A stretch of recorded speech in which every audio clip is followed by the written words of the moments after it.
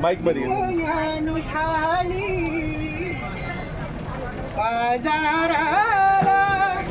विकण्या निघाली दही दूध ताकणी लोणी ग बाई ग